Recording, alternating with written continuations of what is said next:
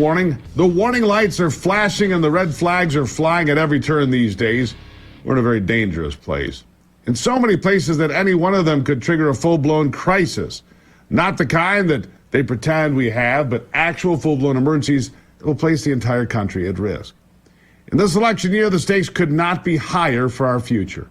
The economy is our first stop today because after much higher than expected inflation numbers yesterday, Wall Street had its worst day of the year, worst day in a year.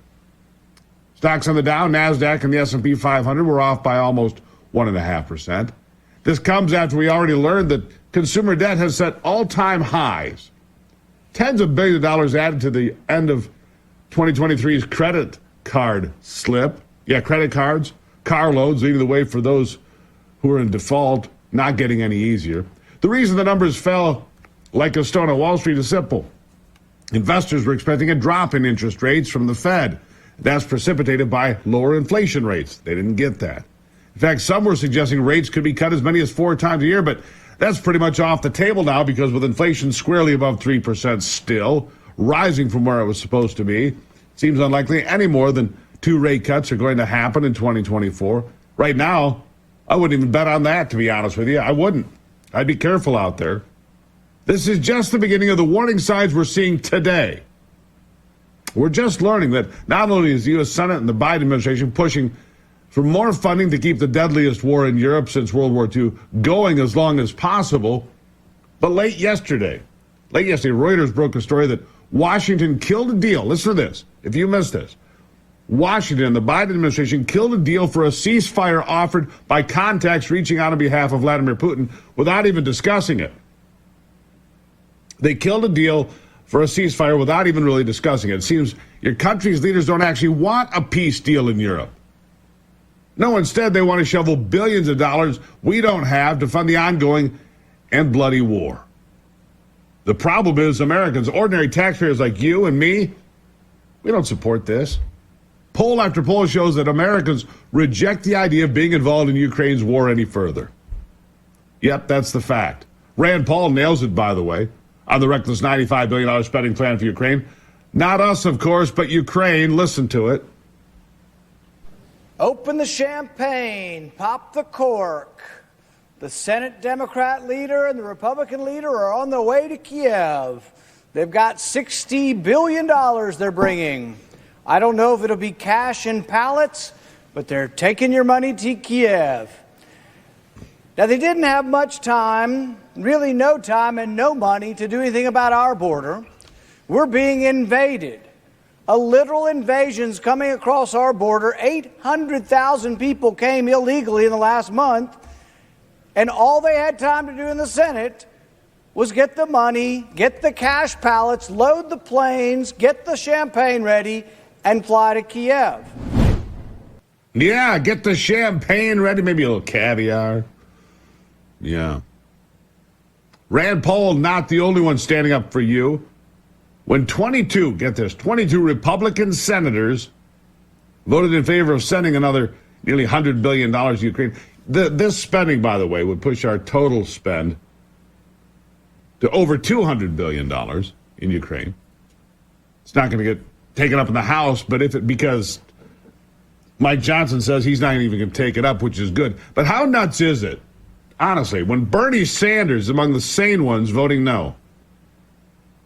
Bernie Sanders is one of 3 Democrats who voted no on this bill. The good news is some Republicans are still voting properly and tongue-lashing the others, thank God. Josh Hawley, senator from Missouri, outlines how that money headed to Ukraine will get spent. Listen to this. Oh, no, we've got plenty of money. And I have listened carefully to colleague after colleague of mine come to this floor and stand where I am now and say, it's so important that we spend this money on these overseas wars. We must spend the money. If we don't spend this money now, why, it may cost us more money in the future. No, it's imperative. It's imperative that we spend this money.